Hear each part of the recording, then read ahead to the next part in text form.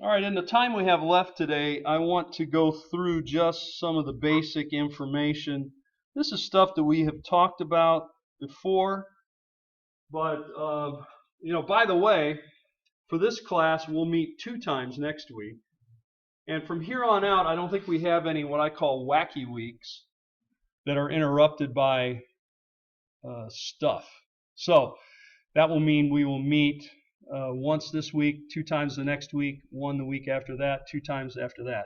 So we're getting this alternating 2 and 1 business, and I don't think we have any weeks that will be.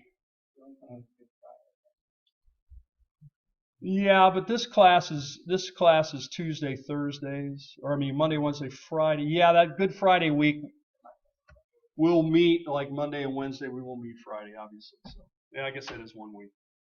That's coming up though in about 3-4 weeks. All right, well, let's go ahead and take a look at this in the time we have left. We've got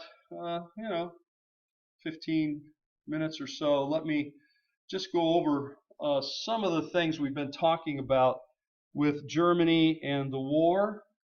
Okay. So as we've already talked about in our discussions, after World War I, Germany finds itself with a republic. The Kaiser steps down. Before the war ends, this puts into place a government that is sort of thrown together, but it is a democratic government, and it's called the Weimar Republic. The Weimar Republic then are the ones that government has to then negotiate the end of the war. So that government gets blamed for everything following, and maybe everything leading up to it. In other words, it's believed that Hitler will even say that the Weimar Republic stabbed Germany in the back. This will be his words. And that there were a lot of Jews, of course, in that government, he would say. And that they betrayed Germany by selling out, that maybe Germany could have actually won the war if they wouldn't have pulled out. And certainly that the peace agreement was terrible for Germany. I think everybody would agree on that. And that the Weimar Republic was to blame for that. And so in the 1920s, they have a very bad economy because, remember, Germany has been fighting a front on 2 wars, or fighting the war on 2 fronts, something like that. And they had been doing that throughout the war. Maybe that's where I get myself all mixed up. But at any rate, they've been fighting the Russians and France and then England and then later the United States. Finally, Russia gets out of the war. But Germany had taken heavy, heavy losses throughout the war, World War I mean. And so when it comes into the interwar period, the economy is terrible for Germany. They have huge war reparations that they must pay. Okay? The United States starts pumping a lot of money into Germany. Banks in the United States start loaning them money. That's the only thing that keeps their economy going. And then, of course, when the stock market crashes in the fall of 1929, the Great Depression hits Germany harder than anywhere else because they were totally dependent on U.S. loans, and the U.S. loans are gone, and in fact, the U.S. banks are calling in their loans, and Germany can't pay them, so everything spirals out of control. These economic hard times become fertile ground for, of course, Adolf Hitler, who says he has the answers that Germany needs. They are simple answers. They are directive. It's not speculative. We do this, this will happen. Okay? So he is a great speaker. I mean, he can motivate people. He sort of mesmerizes people in his style. I think everyone agrees on that, whether they like him or not. He had a charisma, or whatever you want to call it, to move a crowd. Now, this is a picture of Hindenburg. Hindenburg was a hero of World War I. He comes eventually into leadership in the Weimar Republic at the time when Hitler is rising to power. Hitler says he has the answers to Germany's problems. And we've already looked at Hitler's life, so I'm not going to say a whole lot about that here, just to remind us of Hitler's life, that he was actually not born in Germany, he was born in Austria, that he spent several years in Vienna, as we had somebody who went over his life in here. And you've seen movies about it now, or documentaries and so forth, so we don't need to go over this. But he is in Vienna. He does want to be an artist. He's not allowed into the art academy. His art's not very good. I think I showed you some of his art in class one day. It's okay, but it's not great. He is exposed to anti-Semitism. It's around him. He doesn't invent it, certainly. He certainly takes it to an extreme, but he doesn't come up with anti-Semitism. He does then go to Germany when the opportunity comes. He goes to the southern part of Germany, Bavaria, München, 1913 to 1914. He then will volunteer for the German army when the war breaks out.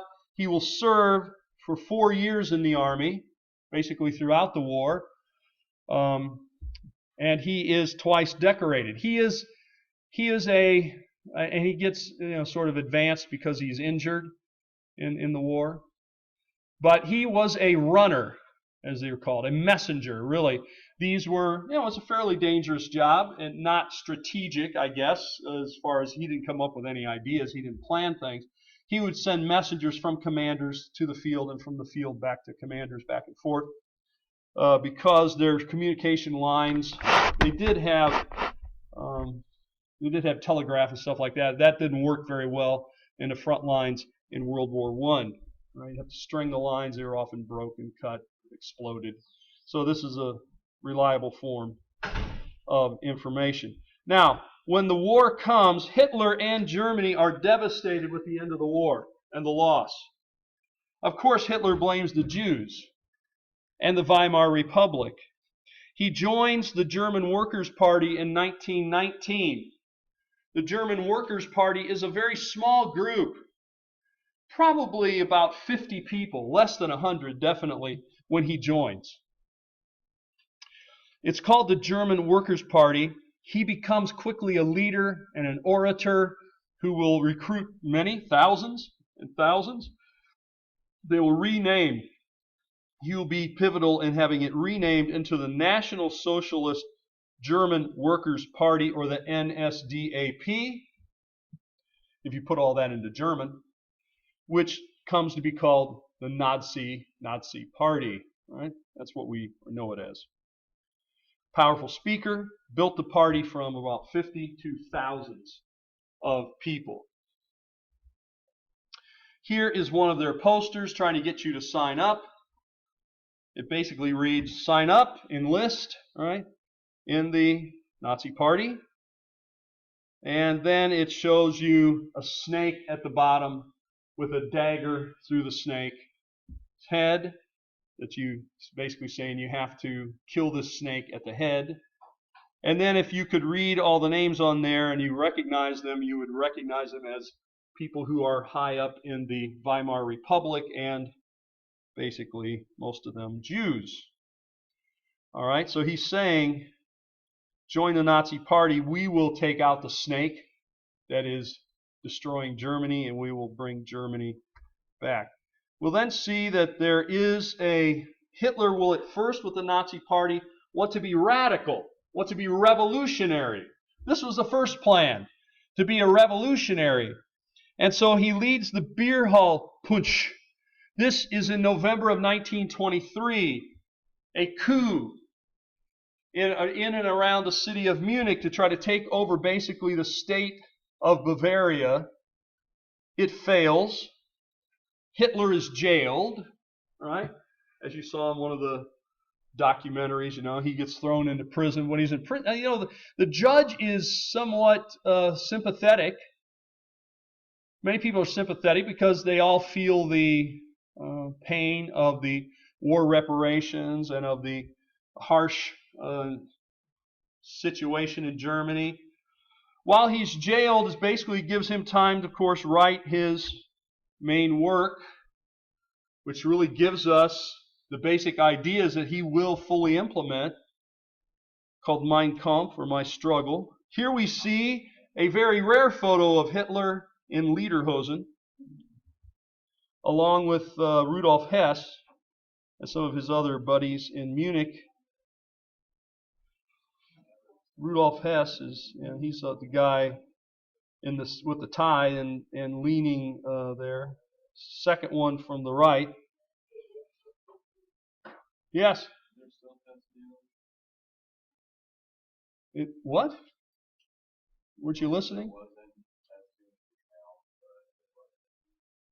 You have to turn your paper in, so you have to read what I put there. Yes. Is that Rudolph Hess the one that's second to the right? This guy.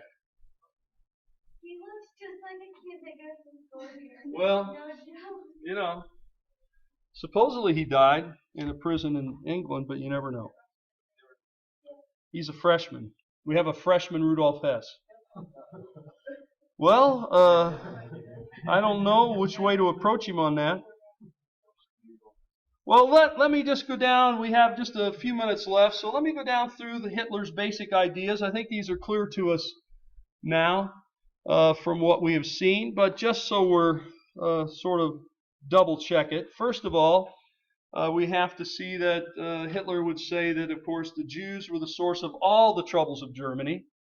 And in fact, not just of Germany, to be quite honest, he would say the world, that there was a worldwide Jewish conspiracy that would bring together what would seem to be individuals that would have nothing in common. For example, capitalists and communists. Because communism was started by a guy named Karl Marx, and Karl Marx was Jewish, right? Capitalist is put into place by very wealthy bankers and business owners, many of which who were Jewish. So, he begins to look for this common denominator and conspiracy thing, as many people do all the time with conspiracies, which is why I don't really hold to any conspiracies much, because you can make anything say it. But he also, of course, makes everything racial. The Aryan race is superior. And Germany and the Aryan race are in a life and death struggle with the Jews, he will say. So that this isn't just academic, this is survival of the German state.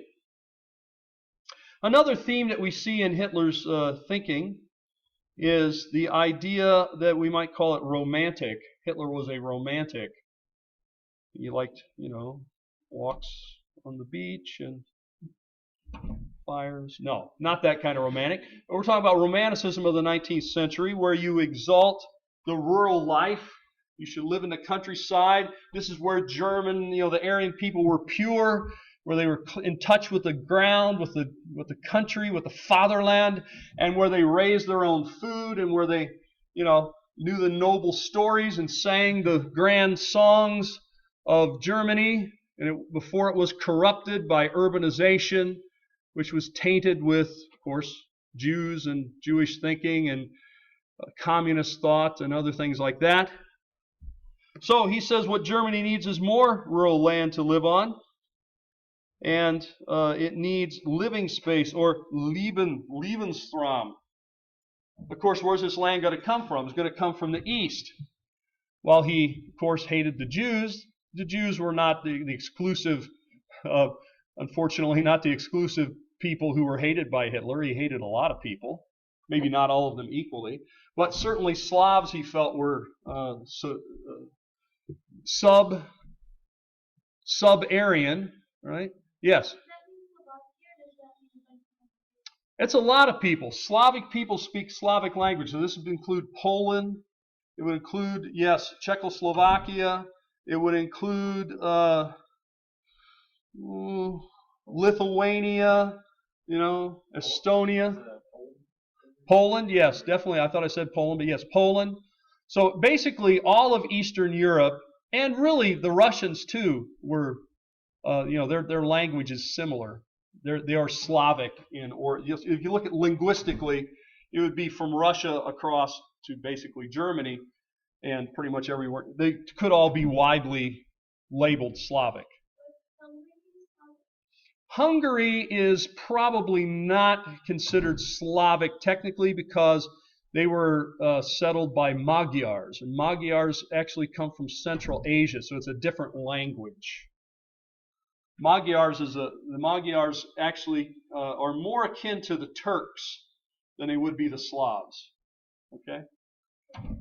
So if you take a look at how invasions came into Europe, say in the 10th century, you do have Magyars, Vikings and others that are moving into the area. Well, let me just put one more thing up here. Of course, this should not be a surprise to us. Germany needs a strong leader, a Führer, to solve all of their problems and who understands all these problems. Hitler doesn't come right out and say he's the man for this, but, he wrote the book, right? And he understands the problems. And he is, of course, the strong man, this great leader. So it's pretty odd. You connect the dots. It shouldn't be very far from one dot to the other. Hitler should be the Führer, the leader, who's going to understand all this, who's going to save Germany from this great threat, and who is going to bring all these things into fruition. All right, next week we should meet on Monday and... Pardon? Is next week Good Friday? No, we would meet Monday and Friday, yeah. And the Greek class will meet on Wednesday. Okay? Because this time we meet today, Wednesday, and they're meeting Monday, Friday. Okay? All right.